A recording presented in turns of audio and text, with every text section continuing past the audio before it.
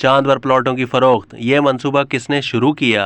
पाकिस्तान में सरकारी और गैर सरकारी ज़मीनों या प्लॉटों पर कब्जा कई सालों से जारी है और कब्ज़ों से लेकर गैर कानूनी खरीदो फरोख्त सरकारी हुकाम की मिली भगत के बगैर मुमकिन भी नहीं है।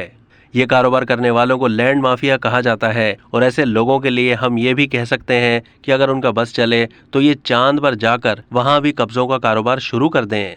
तहम पाकिस्तानियों के लिए तो ये मुमकिन नहीं, मगर एक चीनी शख्स ने यह कारनामा सरअंजाम ज़रूर दिया है। चीन में लीजी नामी शख्स ने अक्टूबर 2005 में प्रॉपर्टी के काम को दीगर सैयारों तक वसअत देने का मंसूबा बनाया और लियोनार एम्बेसी के नाम से कंपनी कायम करके चांद पर प्लॉटों की फरोख्त के लिए बुकिंग शुरू कर दी। इस कंपनी का क़याम उस वक्त अमल में आया जब 2005 में चीन ने चांद की तरफ खलाई मिशन भेजने का ऐलान किया तो लीजी ने कमरी सिफारत खाने के नाम से कंपनी कायम करके अवाम के सामने चांद पर रिहाइश के लिए पुरकशिश मंसूबा पेश किया। कंपनी के मालिक ने इस सिलसिले में 10,000 चीनी युआन यानी 1200 अमरीकी डॉलर की सरमायाकारी की और मुख्तलिफ उमूर के लिए मुलाजमीन भी भर्ती किए गए। इसके सीईओ का कहना था कि चीन में इस किस्म के किसी मंसूबे के खिलाफ कानून मौजूद नहीं है, लिहाजा उसूली तौर पर यह कंपनी अपना काम जारी रख सकती है।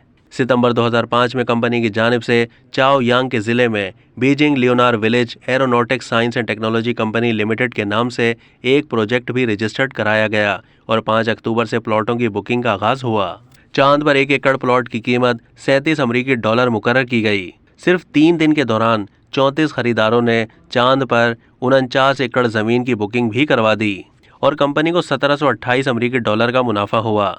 इन खरीदारों को लियोनार एम्बेसी की जानिब से एक सनद भी जारी की गई जिसकी रूह से उन्हें अराजी का मालिक करार दिया गया और साथ ही साथ उन्हें ये इस्तेहकाक भी दिया गया कि चांद पर बसने के बाद वो अपने रिहायशी प्लॉट से मुत्तसिल 3 मुरबा किलोमीटर के रकबे की हदूद में पाई जाने वाली तमाम मादनियात बशमूल हीलियम गैस के इस्तेमाल के भी हकदार होंगे।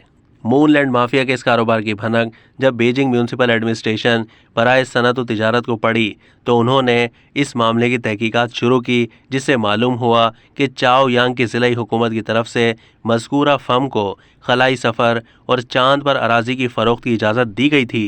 वफाकी हुकूमत ने फौरी तौर से कंपनी का लाइसेंस मुअत्तल करके उसे काम करने से रोक दिया।